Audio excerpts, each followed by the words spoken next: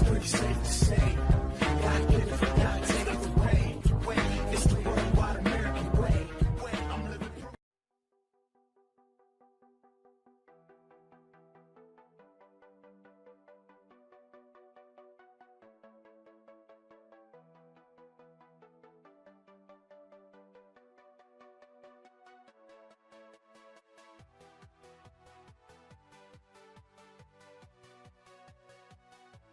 What's going on, team? Proof here, and today is going to be the first part of my series helping you crazy-8 your way around disruptive G-guards. And for those that don't know, I like to spend a lot of my time trying to figure out ways to get past these elements that can help disrupt our combo, because when I go into a tournament setting, I want to make sure I have all my plans and actions and contingencies all worked out, so that way I can go through the game setting up for the end game, knowing that I can play my way around these things. And so I figured if it worked for me, I want to share it with everybody else and help them out, especially with more of the Bushiroad events coming up. And if you plan to take Crazy 8 with you to these events, let you have that next step ahead of your opponent to be able to make your way around what they can do. And there's currently 6 clans that have disruptive G-guards that we need to make our way around, which are Kagero, Narukami, Nubatama once the new set comes out, Granblue, Chronicle, and Link Joker. And so my plan with this series is to get you to navigate around those clans with those G-guard elements with a basic setup and attack formation. And the setup and formation I'm going to give to you guys is one way to do it. It may not necessarily be the only way, but it's the way that I found to be effective when I'm play testing and theory crafting these things to help you out. So I hope you enjoy. And today is going to be going over Kagero, and they have 3 different G-guards that can try to disrupt our combos, which is Denial Griffin, Advanced Guard, which is the Fighters Collection G-Guardian, and Defeat Flare if you happen to play against Overlord, which might be coming back up with the future support in set 13, just to keep, so you have that in mind going forward. There's no real easy way to break out the different attack sequences that can happen, because it kind of relies on what your opponent does. So I wanted to give a basic setup and a basic attack sequence that you can go through to be able to work your way around it. And let me know if it helps you out at all, or it makes sense along the way, because it has a lot of steps to it. And I want to make sure I don't want to confuse anybody or lose anybody, especially going into the future where there might be a little more complicated things that happen with some of the other G-guards.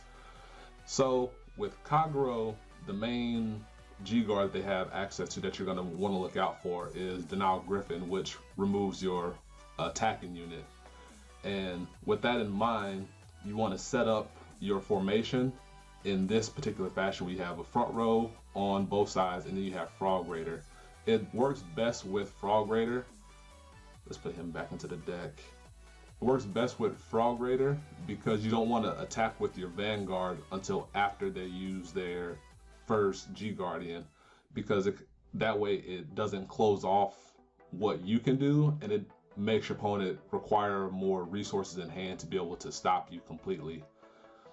And this is going to be focused on just the fact that they had those G-guards available, so we're not counting for things like Hulk Roar, Dragon, because you can extrapolate from what I give to you in the idea that, okay, they have Hulk Roar available, which means they need more counterblasts available and things like that.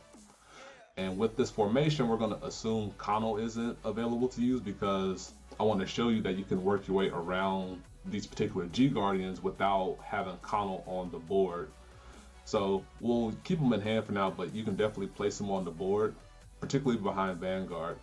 So with your formation here, as I mentioned, you want to have 2 front row. You want to have the Frog Raider in the back behind one of the 2 attackers. This circle behind Vanguard can be empty, or you can put another card there in the event that you need to attack with Vanguard first, because you can alter your attack sequence to be able to call out another Frog Raider after it attacked. It just kind of makes attack sequences a little bit funky. And this circle behind the remaining rear guard needs to be open, because this is where you're going to put another Frog Raider at after your opponent G guards, which I want to show to you. So in this scenario, we're going to assume that your opponent uses a Denial Griffin first, and then they're going to follow it up with an Advanced Guard, just to show you how both G guards interact with the combo. So the first part, the step A or step 1, is going to be attacking with the Frog Raider side. Given your 8 skill, which is the plus 10,000 power, and the skill to put it and a card from my hand into the soul to call out another unit, you're going to give it to the unit in front of Frog Raider here. So you attack with this side, you give the skill to the Lynx here, he attacks for 22, and then you put it to the soul and a card from your hand into the soul, and you're going to call out another charge unit. Particularly, you want to call out Cobalt or your on-hit guy, or your other on-hit guy, which is generally going to be lethal forward. You do this to coax your opponent into wanting to use the Denial Griffin or Advanced Guard early, because that kind of opens you up to be able to attack with your Vanguard to then recoup a few cards back to your hand. So then you repeat the process again, which is given the skill and the power to the front row unit, and then you do this until your opponent either loses the game because they took damage up to 6, or they use their first G Guardian. So in this case, we're going to assume that they dropped Denial Griffin on the board and retired your Cobalt here, and then we progress on to the next step. The next step is where we're going to attack with Vanguard, use Ryzen Stride skill. So we're going to counterblast 1, put a card from our hand into the soul, and then we're going to call out another charge unit, particularly again another Cobalt or on hit guy if you have them available, and then we're going to give the 8 skill to Frog Raider this time, and of course he gets power for being called out through Ryzen. And we do it this way under the idea that they're not using Defeat Flare, because then after they drop their next G Guardian, we can then have more flexibility with our options here, which we're going to cover both of them. So after that, we use our Twin Drive, get some cards back to our hand. That's nice. We'll give power anywhere. And then from here, we go back to step 1, which is attacking with the Frog side until they drop their next G Guardian onto the board.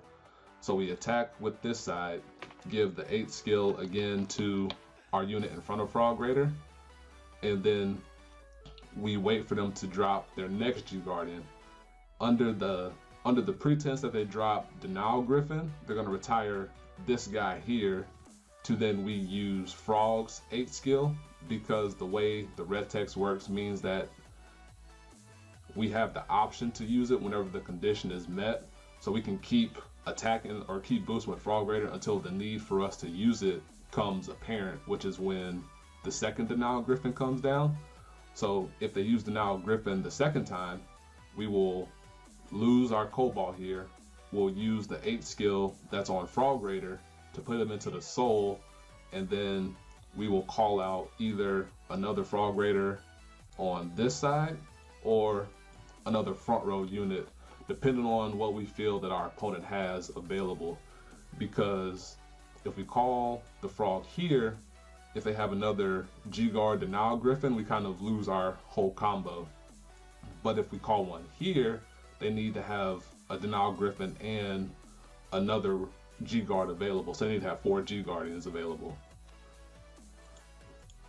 And then under the idea that they use Advanced Guard, if we're given the 8 skill to Cobalt, we're going to lose the Frog Raider this time.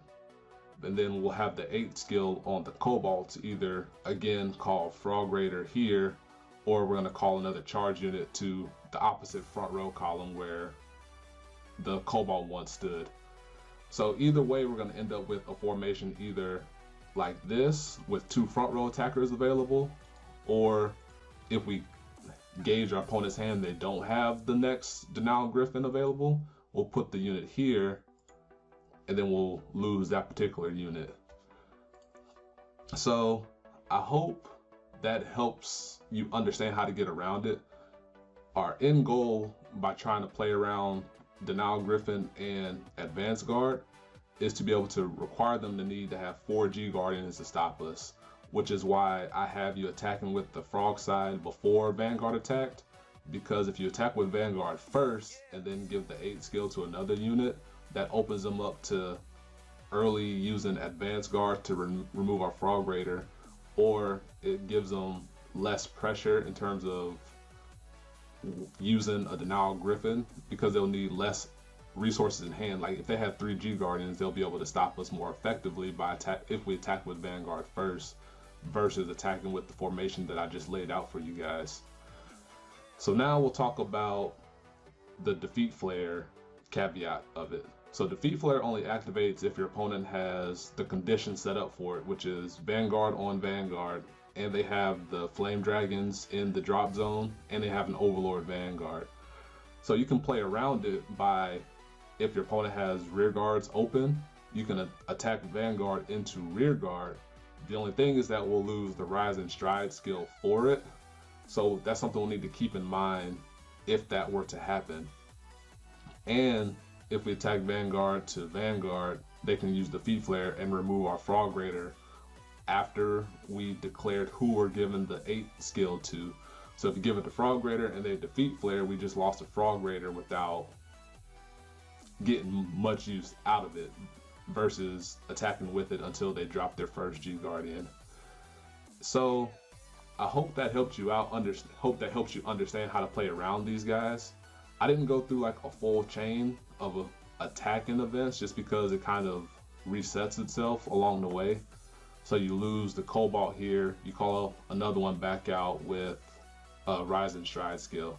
If they use Advanced Guard first and remove the Frog Raider, you'll use your Rise and Stride skill to call out the next Frog Raider. So then you reset the formation and then start from there again. And I hope that covered it well enough to help you understand it. And I hope this whole series helps you out. Let me know how I can improve upon it, unless you feel that I covered it well enough and I can just continue on with this style of presentation to where I give you the basic formation to use and then I give you the basic attack sequence to use. I kind of wanted to keep it basic because I know there's different avenues to take with it, and I wanted to help keep it simple because I know sometimes with my spike thoughts I can get lost with along the way because a lot going on up here in regards to spike tactics. So I hope it's clear, concise, and easy to digest, and if not, I can improve it from there. So hope you enjoyed. I hope it helped you. I hope you learned something. And until next time, peace, be easy.